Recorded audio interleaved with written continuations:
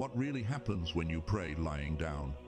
Not at church, not on your knees, just here, in bed, in the dark, when the world has gone quiet and all that's left is your breath, your thoughts, and the silence of the night.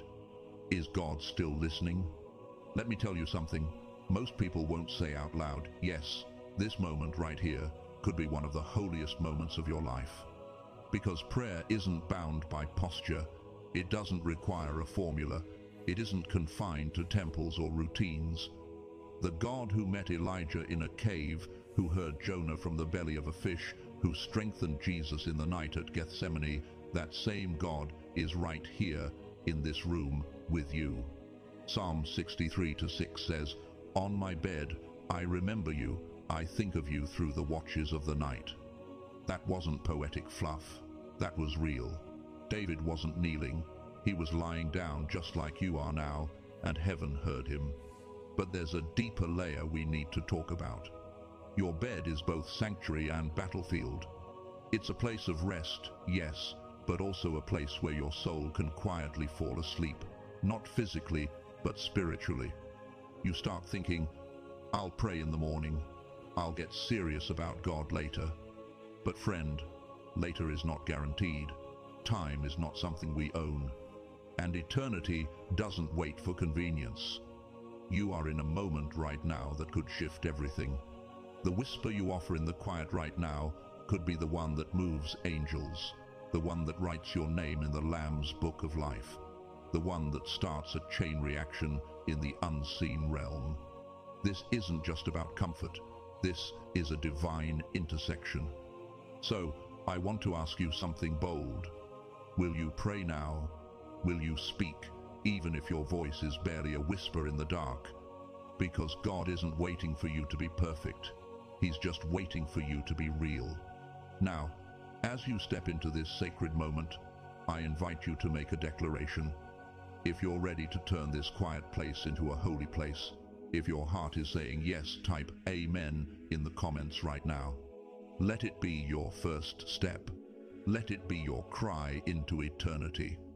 And don't go anywhere, stay with me until the very end, because we're about to close with a powerful prayer that could be the beginning of something brand new in your walk with God. So, if prayer isn't about posture, then what is it about? It starts here. God sees the heart before the knees ever bend. Long before your body moves, your soul is already speaking. You don't need stained glass or perfect words. You don't even need to be fully awake. What God listens for isn't how you look, but how honest you are.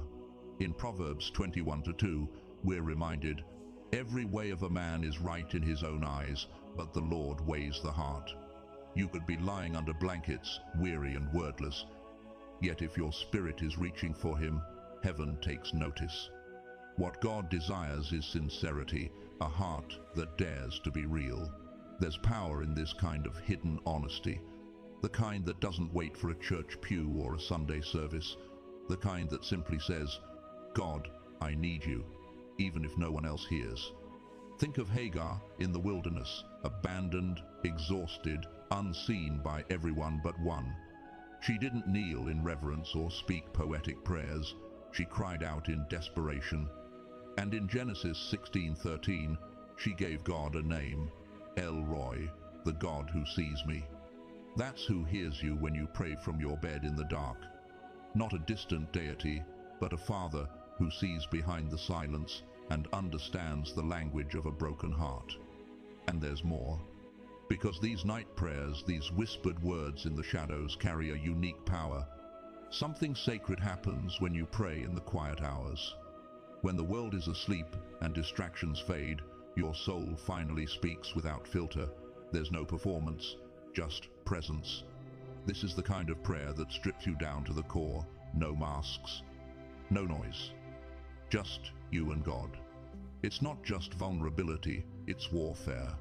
Isaiah 26:9 says, "My soul yearns for you in the night. In the morning my spirit longs for you." Night prayer isn't just an act of faith, it's a defense against fear. A way of placing your soul in God's hands before the dreams begin. Even Jesus, facing the weight of the cross, went into the night to pray not once, but repeatedly. It was in the stillness of night that he poured out his anguish, surrendered his will, and found the strength to go on.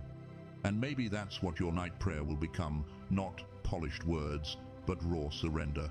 Not a performance, but a lifeline.